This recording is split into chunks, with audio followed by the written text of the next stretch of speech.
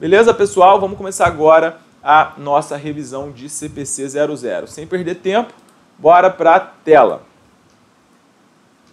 Lembrando que esses slides eles já estão riscados, tá? O CPC 00 atual ele foi dividido em 8 capítulos. O anterior ele tinha somente 4 capítulos, sendo que um não estava produzido, que era o capítulo da demonstrações contábeis entidade que reporta. Agora são 8 capítulos, foi dividido de uma forma mais ampla, tá? E para quem estuda para concurso, para exame, isso complicou um pouco mais a vida, tá? Vamos fazer uma passada rápida aqui sobre os principais pontos que você precisa conhecer dessa norma. Primeira coisa que você precisa saber é quais são os objetivos das demonstrações contábeis, que é fornecer informações financeiras, tá? Para quem?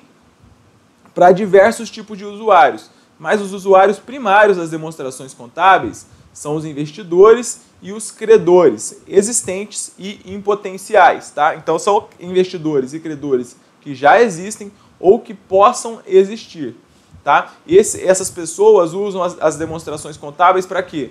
Para comprar, vender ação, debêntures, instrumentos de dívida e assim por diante. Conceder empréstimos, exercer direito de votar, então você pode ir lá na Assembleia e votar. Por exemplo, tem uma ação que eu até tenho na minha carteira, que foi anunciada agora recentemente, que a Stone, né, uma máquina lá de uma empresa de pagamento de seguros, ela ia fazer uma combinação de negócio com essa empresa, ela vai adquirir o controle. E essa empresa, que é a Lynx 3, né, o código de negociação dela na bolsa, ela é uma empresa de software de varejo, ela vai fechar o seu capital.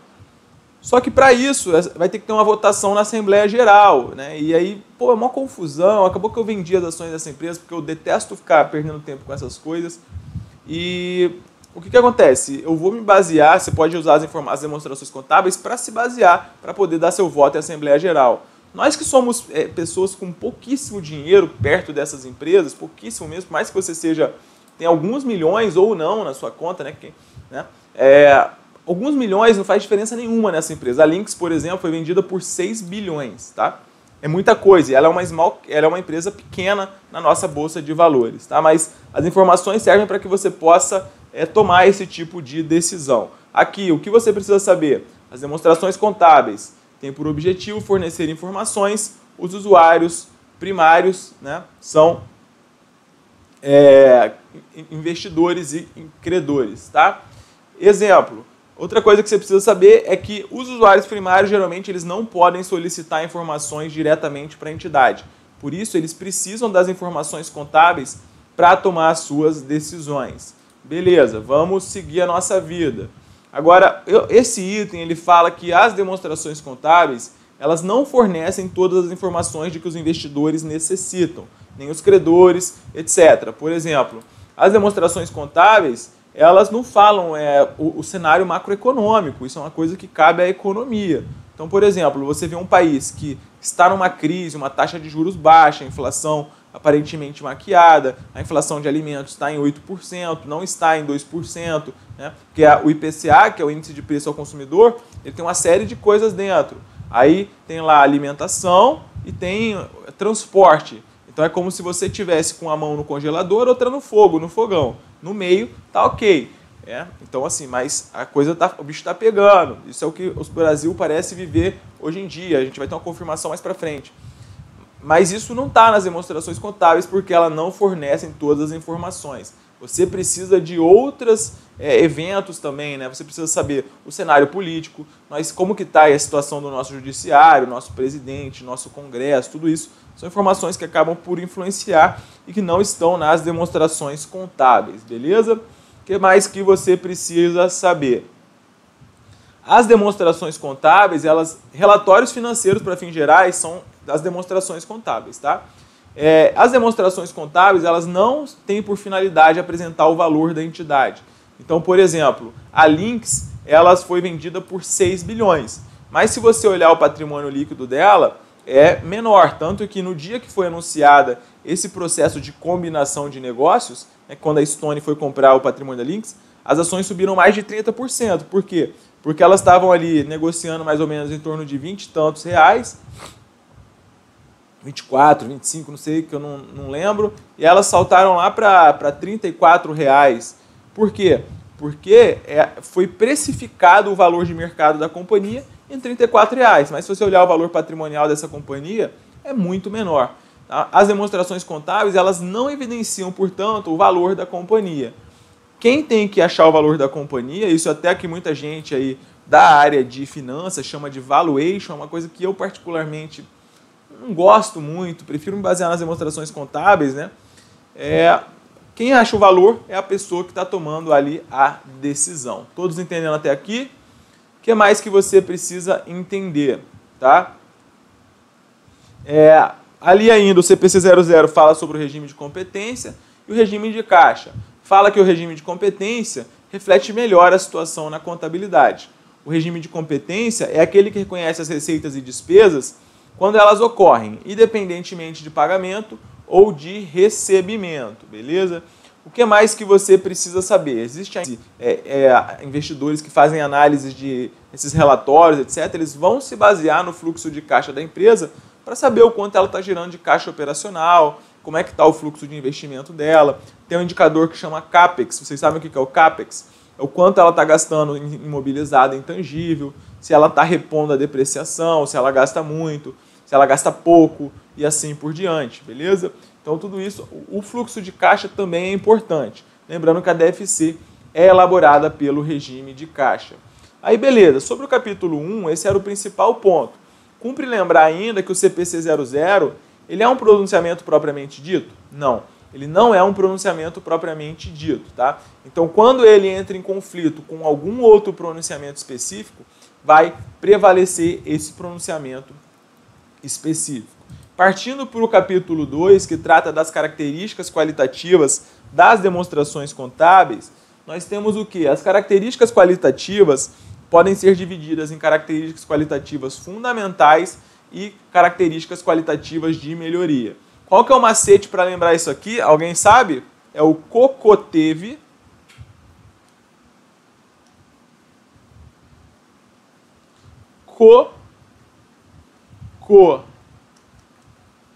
Teve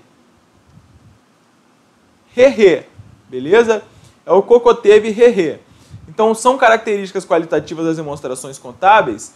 Elas podem ser fundamentais, relevância e representação fidedigna, e características qualitativas de melhoria, comparabilidade, verificabilidade, tempestividade e verificabilidade, tá? Importante que você entenda esse ponto. Olha só, seguindo aí. As características qualitativas fundamentais são relevância e representação fidedigna. Isso aqui cai muito em prova, tá? Muito mesmo. Isso aqui cai muito em prova. Ok, relevância e representação fidedigna. O que é relevância? O que é uma informação relevante? Uma informação financeira relevante é aquela capaz de fazer diferença nas decisões que possam ser tomadas pelos usuários, tá? Então, uma informação financeira relevante é aquela capaz de fazer diferença nas decisões que possam ser tomadas pelos usuários. São aquelas informações que têm valor preditivo, valor confirmatório ou ambos. O que vem a ser o valor preditivo da informação contábil?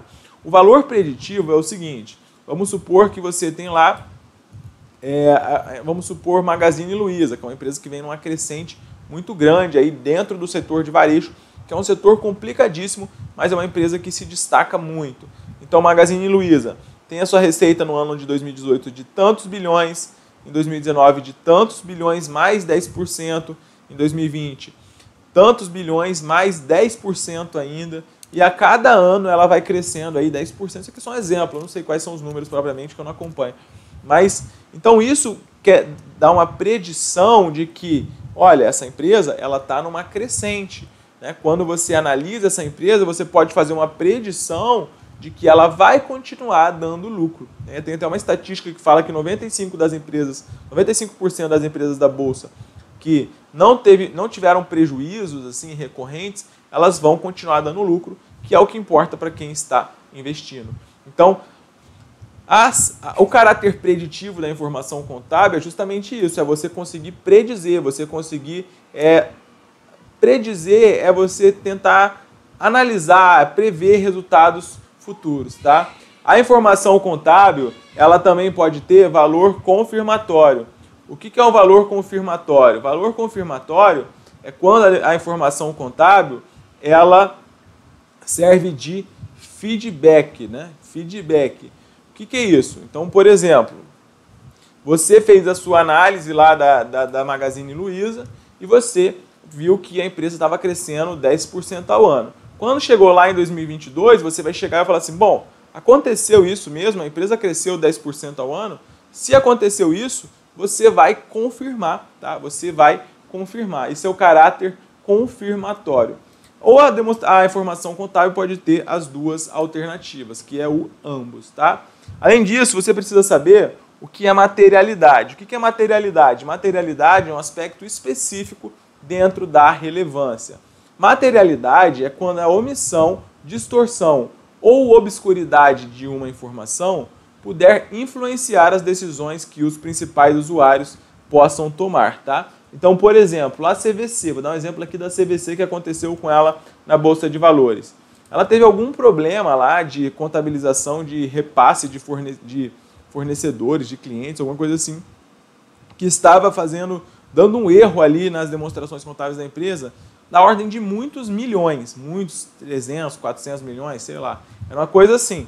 E essas demonstrações contábeis estavam erradas e esse erro ele era material. Por que esse erro ele era material? Porque isso influencia as decisões que é representação fidedigna. Representação fidedigna, né, é o seguinte, representação fidedigna fala que é um aspecto que fala o seguinte, para a informação contábil ser fidedigna, ela precisa ser completa, precisa ser neutra e precisa ser livre de erro.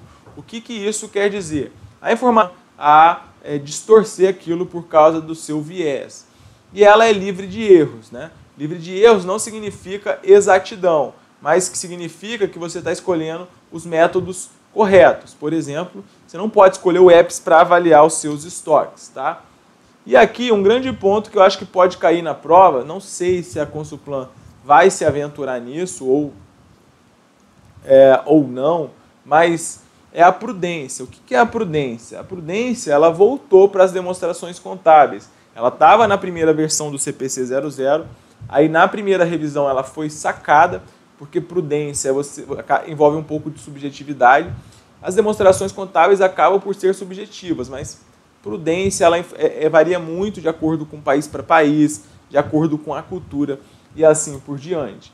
Então, a prudência ela meio que voltou para as demonstrações contábeis agora, né, sendo um aspecto dentro da neutralidade, e a neutralidade, como eu disse a vocês aqui, ela faz parte da representação fidedigna. Esse item é bastante importante. A neutralidade é apoiada pelo exercício da prudência. Prudência é o exercício de cautela a fazer julgamento sob condições de incerteza. O exercício da prudência significa que ativos e receitas não estão superavaliados e passivos e despesas não estão subavaliados. Da mesma forma, o exercício da prudência não permite a subavaliação de ativos ou receitas ou superavaliação de passivos ou despesas. Essas divulgações distorcidas podem levar à superavaliação ou subavaliação de receitas ou despesas em períodos futuros. Portanto, o que isso quer dizer? A prudência é você tentar ser, de certa forma, assim, falar, olha, eu levei uma autuação aqui, então tem uma chance aqui de eu perder, né? É provável, eu vou contabilizar isso aqui porque eu vou ser prudente, né? E se não acontecer, lá no futuro eu vou reverter. Então a prudência, ela voltou. Prudência significa assim, se você tem duas hipóteses possíveis, os seus passivos você vai avaliar para mais, os seus ativos você vai avaliar para menos, tá? Isso é ser prudente, isso é o que estava lá na resolução 750 e meio que voltou quase dessa forma aqui no CPC 00, tá? Agora, as características qualitativas de melhoria, o que você precisa saber? As características qualitativas de melhoria são comparabilidade, capacidade de verificação, também chamadas que melhoram a qualidade das informações, tá? O que é comparabilidade? Comparabilidade, como o próprio nome diz, é você conseguir comparar as informações da entidade com a informação da entidade com informações da própria entidade de períodos anteriores ou as informações da entidade com outras entidades similares, tá ok? Vamos lá então, vamos seguir. Além disso, olha só, comparabilidade é você comparar com informações de entidades similares e outros períodos da mesma entidade. Dentro da comparabilidade, a gente tem o que é chamado de consistência. O que é ser consistente na contabilidade? Tá? Então, consistência está dentro da comparabilidade. Você vai ter que lembrar assim, ó, com. Tá? A comparabilidade está dentro da consistência. O que é ser consistente na contabilidade? É utilizar os mesmos métodos para os mesmos itens. Ser consistente, portanto, é utilizar os mesmos métodos para os mesmos itens. Você tem um veículo e você está depreciando esse veículo pelo método da linha reta. Se não houve nenhuma mudança significativa nem nada, você não pode no outro dia depreciar isso pelo método da soma dos dígitos. Então você tem que ser consistente com os métodos que você escolheu para que a sua informação contábil seja uniforme, beleza? O que é comparabilidade? Comparabilidade não significa uniformidade, né? Então, assim, você comparar não significa que você tem que ser estanque ali naquilo ali. Se houve uma mudança de estimativa, se houve, por exemplo, alguma coisa que justifique mudança, você vai mudar, não tem problema, né? A sua escrituração contábil ela tem que ser uniforme. Mas isso aqui ficou um pouco mal redigido na realidade, tá? Comparabilidade, isso aqui ficou um pouco mal redigido. Tá? Significa que a contabilidade não é travado, né? Não é travado. Vamos lá. Comparabilidade. Então, repetindo. Comparação de informações com entidades similares de outros períodos da mesma entidade. Consistência. Uso dos mesmos métodos para os mesmos itens. Aí as outras demonstrações, características qualitativas de melhoria. O que você precisa saber? Verificabilidade. O que é? Diferentes observadores podem chegar a um consenso. Tá? Então, por exemplo, se você pegar lá as demonstrações contábeis da Itaúsa, né, no segundo trimestre de 2020, por exemplo, Itaúsa teve uma queda de 50% do seu lucro. Tá? Isso aí é uma coisa que é verificável. Quem pegar as demonstrações contábeis vai chegar nessa informação, porque isso é um dado foi ótimo, é um dado fornecido nas demonstrações contábeis. Tempestividade. O que é ter tempestividade? É ter a informação disponível a tempo de poder influenciar nas decisões. Então, tempestividade é a característica qualitativa que permite você ter a informação a tempo de tomar decisões. Compreensibilidade. O que é ter compreensibilidade? É você apresentar a informação com clareza e concisão, tá? É compreensível, é tornar a informação compreensível. Além disso, neste próprio capítulo, é falado sobre uma restrição muito importante que nós temos nas demonstrações contábeis. Que restrição é essa? É a restrição do custo, tá? Então, para você produzir uma informação contábil, essa informação ela sempre tem um custo. E esse custo de gerar informação, isso é muito importante. O CPC fala o seguinte: o custo é uma restrição generalizada sobre as informações que podem ser fornecidas pelo relatório financeiro. O relatório de informações financeiras impõe custos, e é importante que esses custos sejam justificados pelos benefícios de apresentar essas informações. Há vários tipos de custos e benefícios a serem considerados, beleza? Portanto, é importante que você precisa entender que o custo ele é uma restrição presente na hora de você gerar informação contábil. E quando você vai gerar informação contábil, esse custo tem que justificar, né? Senão você vai falar, opa, peraí, esse custo está muito alto para eu produzir essa informação. Está mais caro, às vezes, do que o próprio ativo, que eu tenho que controlar a depreciação dessa forma. Só que eu tenho que pagar alguém só para fazer isso. Isso vai se tornar custoso. E aí o CPC 26 traz como que você vai fazer isso em caso de restrição do custo, etc. Não vem tanto ao caso aqui agora, mas você precisa saber aqui no CPC 00 que o custo ele é uma restrição presente. Tá? Esse foi o capítulo 2, portanto, vamos para o capítulo 3. O capítulo 3, rapidinho, só tomar uma água aqui.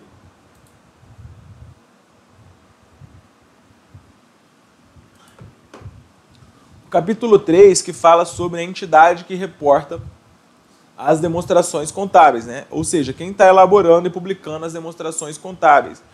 A primeira coisa que você precisa saber é a premissa da continuidade operacional, tá? Isso aqui, lá na versão anterior do CPC 00, se chamava premissa subjacente da continuidade. Agora é premissa da continuidade operacional. Diz que as demonstrações contábeis elas são elaboradas na suposição de que a entidade está em continuidade, tá? Então você avalia os seus ativos e passivos supondo que a entidade ela vai continuar por um futuro, né, previsível. Você não tem um fim previsto para essa entidade. Por isso, você avalia os seus ativos e passivos geralmente a valores de entrada. Você vai trabalhar normalmente na contabilização dos seus ativos, passivos, receitas e despesas, porque essa entidade ela não tem um fim previsível, tá? Isso é a premissa da continuidade. Beleza, olha só, a entidade que reporta é a entidade que é obrigada ou decide elaborar demonstrações contábeis. A entidade que reporta pode ser uma única entidade ou parte da entidade, ou pode compreender mais de uma entidade. Uma entidade que reporta não é necessariamente uma entidade legal. O que isso quer dizer? Está falando que as demonstrações contábeis podem ser apresentadas por uma empresa, né? Às vezes é uma empresa só na bolsa, ela não tem nenhum conglomerado, ou às vezes você pode apresentar o conglomerado, né? Que é como se fosse uma família. Então, em vez de só eu, Gabriel, ir lá e apresentar as minhas demonstrações contábeis para você, eu vou apresentar a minha, da Ana, da minha filha Luísa, do meu cachorro Pitoco junto. Então, a gente vai apresentar consolidado. Consolidado, não existe uma empresa que é nós quatro juntos aqui, né? Vamos supor, a empresa, cada um é uma empresa. Nós quatro juntos não somos uma coisa só. Cada um é um, mas a gente vai apresentar como se fosse uma coisa só. Isso é a consolidação. Seja porque a gente quer fazer isso voluntariamente, seja porque nós somos obrigados, tá? Quando você vai analisar balanço de empresas, né, você vai sempre ver aqui no Brasil, Estados Unidos não tem isso, lá geralmente só tem consolidado, né? Isso aqui é uma coisa que tende a acabar com no futuro aqui no Brasil, se bobear. Você tem as demonstrações individuais, que geralmente é a empresa controladora, e você tem as demonstrações consolidadas, como eu trouxe aqui para vocês. Beleza? Ok. E quais são os elementos das demonstrações contábeis que você precisa conhecer? Os elementos das demonstrações contábeis são os seguintes. Em relação à posição financeira, é ativo, passivo e patrimônio líquido. Em relação ao desempenho financeiro, são as receitas e despesas. E o que você precisa conhecer aqui? Você precisa conhecer a nomenclatura de acordo com o novo CPC 00. Não mudou muito em relação ao que era o CPC antigo. Mas vamos lá, vamos avaliar cada uma dessas nomenclaturas aqui. A primeira delas é o ativo. O que é o ativo? Ativo é o recurso econômico presente controlado pela entidade como resultado de eventos passados. Recurso econômico é um direito que tem o potencial de produzir benefícios econômicos. Então aqui, por exemplo, vejam que está escrito em vermelho aí embaixo de ativo, mercadorias. Vamos analisar se mercadoria é ou não um ativo, se atende o conceito do CPC 00. Então vamos lá, mercadoria é um recurso econômico presente? Olha só, recurso econômico é um direito que tem o potencial de produzir benefício econômico. A mercadoria vai produzir benefício econômico para a empresa? Sim ou não? Sim. Como? Através do lucro. Então é um recurso econômico presente. A mercadoria que a entidade compra para revenda é controlado pela entidade? Sim ou não? Sim, porque ela pode vender para quem ela quiser, quando ela quiser, se ela quiser, né? A mercadoria é resultado de um evento passado? Sim. E que evento passado é esse? O evento passado é que você comprou essa mercadoria lá no passado, beleza? Então, mercadoria atende ao conceito de ativo, que é um recurso econômico presente controlado pela entidade como resultado de eventos passados, sendo que recurso econômico é um direito que tem o potencial de produzir benefícios econômicos. O que é o passivo? Passivo é a obrigação presente da entidade de transferir um recurso econômico como resultado de eventos passados. Então, passivo é uma obrigação presente. Vamos lá, fornecedores. é uma obrigação presente, porque a entidade ela tem uma obrigação de transferir recurso, ou seja, geralmente você vai ter que pagar isso para um fornecedor, né? Conta fornecedor, você vai ter que pagar dinheiro para ele. Como resultado de eventos passados. O que gerou o surgimento da conta fornecedores? É uma compra a prazo que você fez, concorda comigo? Por isso, fornecedores, então, atende à definição de passivo, beleza? O que mais que a gente tem aqui? Vamos lá. Olha só, a definição agora de patrimônio líquido.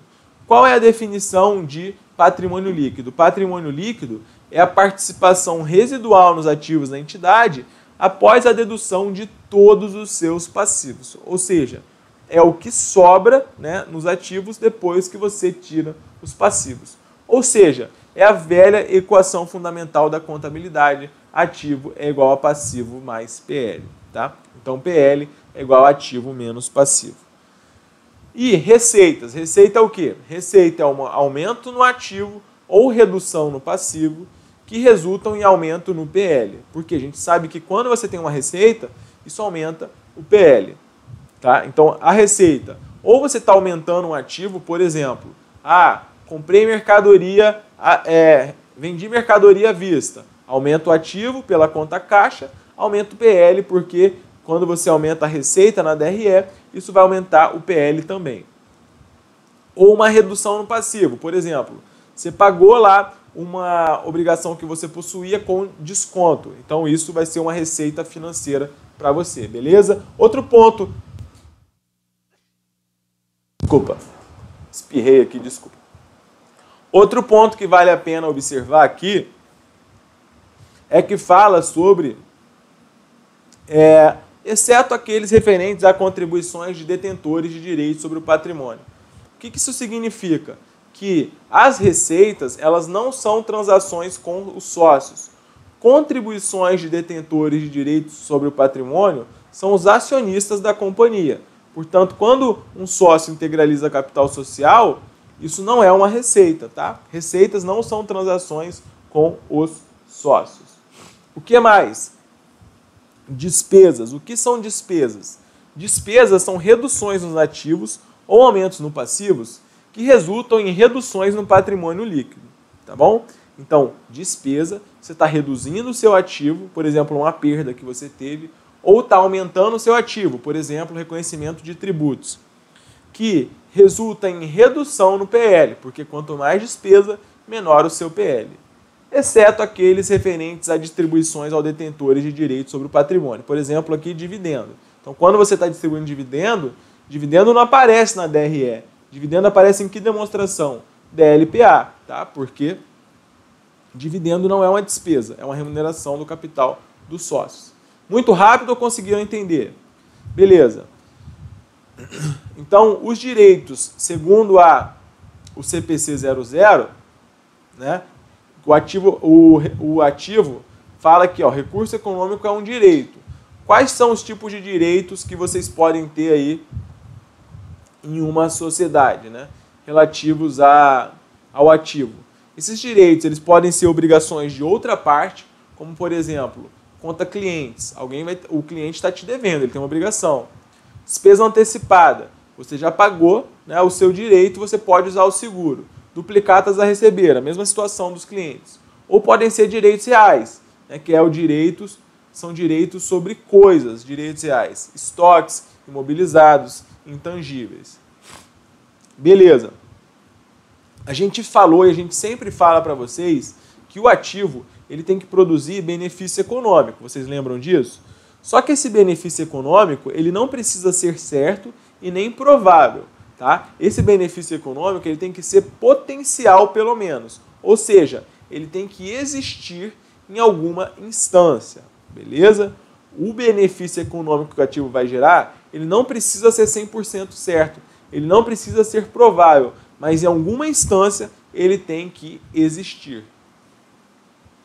Olha só, o CPC ainda fala.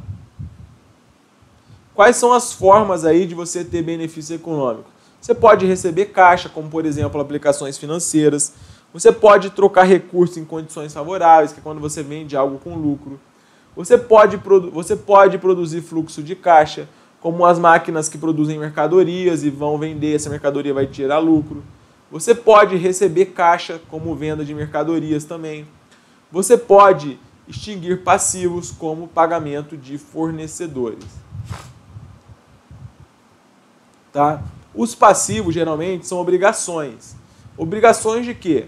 Ou de você pagar um valor à vista, né? Alguém comprou mercadoria à vista de você, você tem que entregar. Ou de você entregar produto ou prestar algum tipo de serviço. Ou obrigação de você transferir recurso num evento futuro, como as provisões.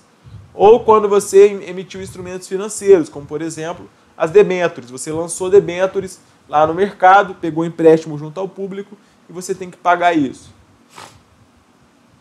A receita, portanto, ela aumenta o ativo ou ela pode diminuir o seu passivo através de um aumento no PL, lembrando que as receitas não são operações com sócios. Tá? As despesas, elas reduzem o seu ativo, aumentam o seu passivo e, além disso, né, diminuem o seu PL. Lembrando que as despesas não são operações também com os sócios. Isso aqui em 2018.1 eu lembro, no exame de suficiência, caíram umas questões teóricas imensas sobre esses assuntos aqui. Tá? Então, olha lá. Isso aqui ratifica o item 4.70, que as receitas e despesas não são transações com os sócios. Né?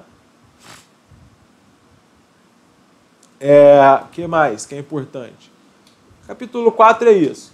Vamos de capítulo 5, reconhecimento e desreconhecimento. Tá? Esse aqui é um capítulo novo também. O que é você reconhecer nas demonstrações contábeis?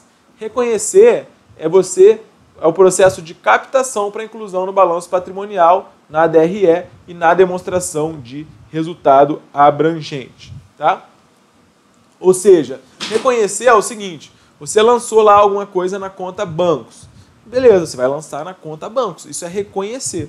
Você fez uma venda de mercadoria. Você vai lançar a receita de venda. Você vai reconhecer essa receita. Reconhecer é basicamente isso. Você lançar em alguma conta. Quais são as contas em que você pode lançar? Ó, o valor pelo qual ativo, passivo ou patrimônio líquido é reconhecido no balanço patrimonial é referido como seu valor contábil. E o que você precisa saber?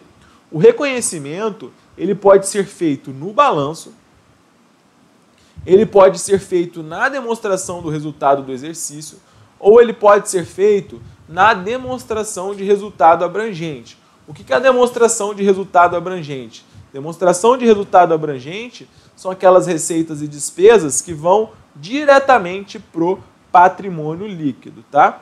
Então, demonstração de resultado abrangente são aquelas receitas e despesas que vão diretamente para o patrimônio líquido, que não transitam ali pela DRE. Existem receitas e despesas que vão para a DRE, existem receitas e despesas que vão direto para o PL. Essas são chamadas aí de outros resultados abrangentes e ficam direto lá no PL. Tá? Sei que é muita informação, mas isso aqui é uma aula de resumo. Tá?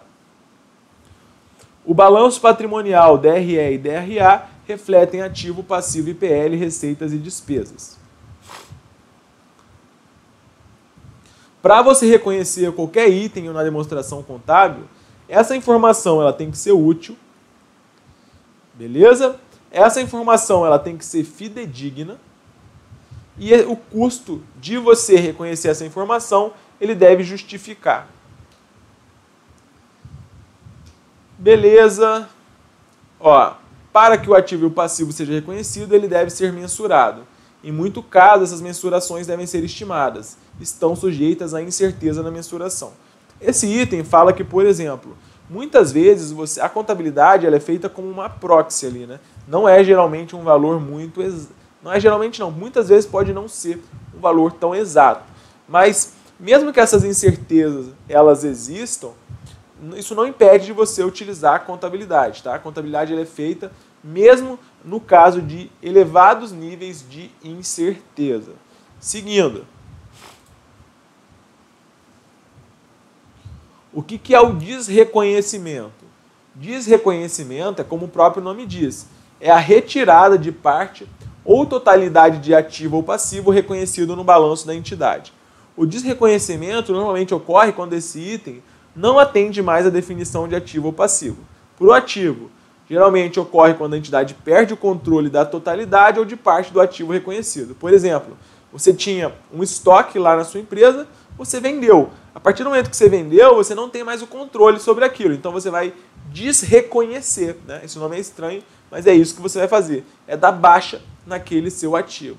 No passivo, o desreconhecimento é quando você não tem mais uma obrigação. Ou quando você, por exemplo, pagou o seu fornecedor. Então você vai desreconhecer, tá?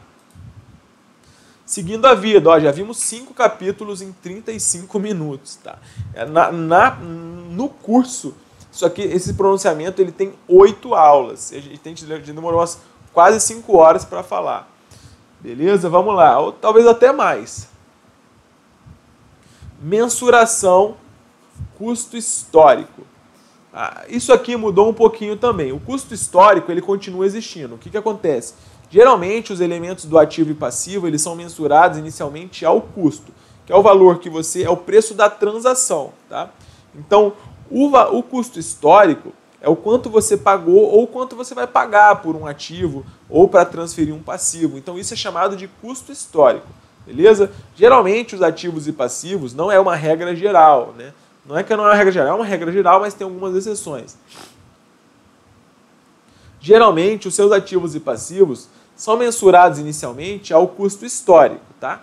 Só que o custo histórico ele é um valor do que você pagou ali, ó. O custo histórico é o valor que você pagou para os ativos e o custo histórico é o valor pelo qual você assumiu um passivo. Então, por exemplo, você pegou um empréstimo de 10 mil, você assumiu aquele empréstimo de 10 mil, esse é o seu custo histórico, você vai lançar por 10 mil. O seu ativo, vamos supor que você comprou um estoque de 20 mil. Ora, esse é o valor pago, então o seu custo histórico é 20 mil. Só que a contabilidade, ela sofre uma série de mudanças. A contabilidade, ela tende a refletir a situação atual da empresa. Se você comprou um veículo hoje, provavelmente daqui a 5 anos, esse veículo não vai valer a mesma coisa. Então você vai refletir isso na contabilidade.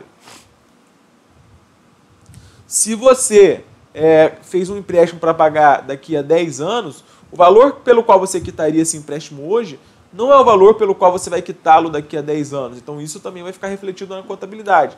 A contabilidade, ela acompanha a primeira lei da matemática financeira que nos diz que o dinheiro não tem valor constante ao longo do tempo. Quando você estuda a matemática histórica, ele pode variar. E essas variações, elas acontecem através do que nós chamamos de valor atual. Quais são as 3 formas de valor atual que nós temos aí no CPC 00? São as seguintes. Nós temos o valor justo, o valor em uso de ativos e o valor de cumprimento de passivos e o custo corrente, beleza? O que isso significa? Valor justo, o que é? Valor atual, então, são algumas formas. Olha lá, o valor justo, valor em uso de ativos e valor de cumprimento de passivos e custo corrente. O que mudou basicamente foi esse aqui, tá?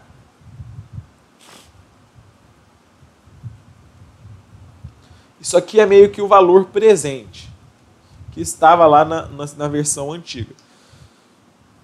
O valor justo é o quê? É um valor de mercado. O valor justo é o preço que seria recebido pela venda de um ativo ou pago pela transferência de um passivo em uma transação ordenada entre participantes do mercado na data da mensuração. Então, eu coloquei uma ordem de venda. Se eu colocasse a 35, alguém compraria, sendo que você tem milhares de ações sendo vendidas a 32? Não.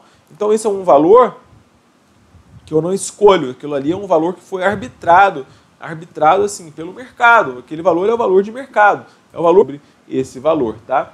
Então, o valor justo é o valor de uma transação ordenada, de acordo com as perspectivas das participantes de mercado, e pode ser mensurado utilizando o mercado ativo, como, por exemplo, a Bolsa de Valores, aí, né? Ou utilizando técnicas de mensuração. O valor em uso é o quê? É o valor presente dos fluxos de caixa. É o quanto você vai conseguir de benefícios com aquele seu ativo se você estiver utilizando aquele ativo. Então, valor em uso é o valor presente dos fluxos de caixa que a entidade espera obter do uso de ativo ou de sua alienação final. Valor de cumprimento é o valor presente e de outros recursos econômicos que ela espera ser obrigada para transferir a sua obrigação. Então, é o quanto você pagaria se você quisesse liquidar hoje um passivo que você tem. Esse é o valor de cumprimento, tá? Beleza. O que mais que você tem? Ó.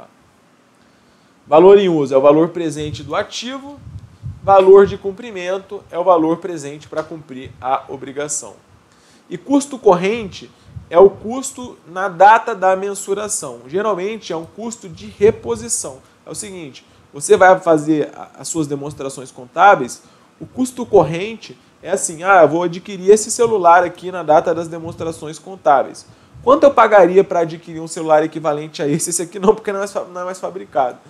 Mas quanto seria um celular equivalente a esse na data das demonstrações contábeis? Seria, sei lá, R$500, R$800. Então, esse é o custo corrente. Custo corrente é o preço de reposição. É o custo de algo equivalente na data da mensuração.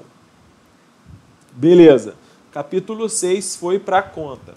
Capítulo 7, apresentação e divulgação.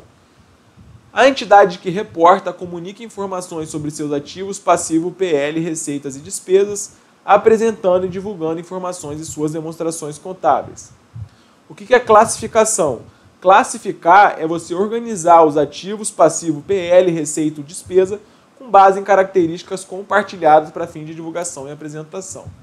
Então, por exemplo, quando você vai pegar uma demonstração contábil de uma dessas empresas da Bolsa, vai ter lá imobilizado. Não vai colocar veículos, escavadeiras, blá, blá, blá, blá, não. Vai ter lá só imobilizado. Então você está classificando tudo que é imobilizado, vai agrupar aquilo ali e vai apresentar, tá? Você tem que classificar, ó, 7.8. Classificar diferentes ativos, passivo, PL, receita ou despesa em conjunto pode obscurecer informações relevantes. Então, você não pode pegar o seu PL, jogar no seu ativo, pega o seu ativo, mistura lá com o passivo, joga uma conta de passivo no resultado. Você não pode fazer essas coisas. Cada um no seu quadrado, beleza? Dado lá, ó, 2 bilhões quase em 2019. Isso é uma unidade de conta. Aplicações financeiras, tem lá 1 bilhão e 500 milhões. Isso é uma unidade de conta. E assim por diante, tá? Compensação, o que é? A compensação ocorre quando a entidade reconhece e mensura tanto o ativo como o passivo como unidades de contas separadas, mas agrupem o valor líquido no balanço patrimonial. Compensação é um exemplo que a gente sempre dá para vocês, por exemplo, o ICMS. Tá? ICMS, você tem o ICMS a recuperar e ICMS a recolher.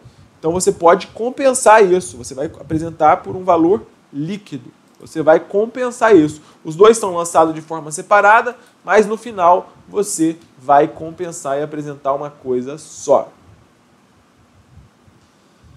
Quase acabando aqui a revisão do nosso CPC 00, capítulo 7, item 7.12. Para fornecer informações úteis, pode ser necessário classificar direitos sobre o patrimônio líquido separadamente, se esses direitos sobre o patrimônio líquido tiverem diferentes características. Então, aqui, esse aqui ainda é da VEG, né? Olha lá, capital social, reservas de capital, ações de tesouraria, reserva de lucro, tudo separadinho. As receitas são classificadas e inclusas na demonstração do resultado, na DRE, e fora da demonstração do resultado, na demonstração do resultado abrangente. Portanto, a demonstração de resultado abrangente também contempla receitas e despesas.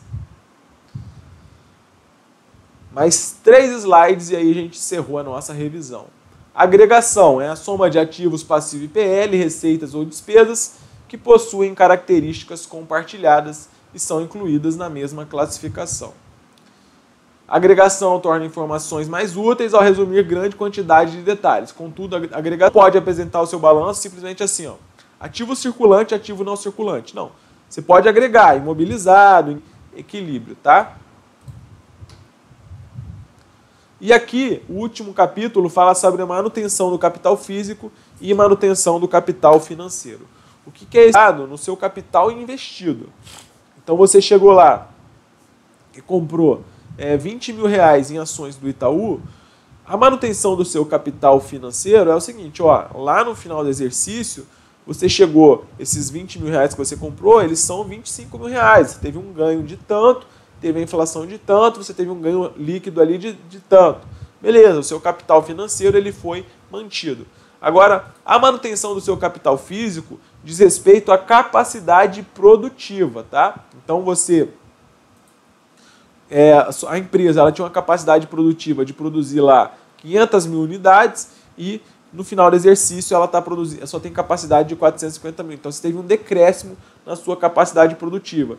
O seu capital físico não foi mantido. É isso que você precisa entender. Esse é o último conceito aqui que eu trouxe para vocês, que diz o seguinte, ó, os conceitos de capital, O que é manutenção do capital financeiro? Sob esse conceito, o lucro é auferido somente se o montante financeiro do final do período exceder o montante financeiro do início do período. Beleza? Então, aí você teve um capital financeiro. Ó, a manutenção do capital financeiro pode ser mensurada em unidades monetárias ou em unidades de poder aquisitivo. A manutenção do capital físico é o seguinte, sob esse aspecto, o lucro é auferido somente se a capacidade física no final do exercício for maior do que, né, a capacidade física no início do período, tá bom? É importante que você entenda isso aqui também. Portanto, isso é manutenção do capital físico e manutenção do capital financeiro. Tudo tranquilo? Beleza? Então terminamos a revisão do CPC 00. Só tomar uma água.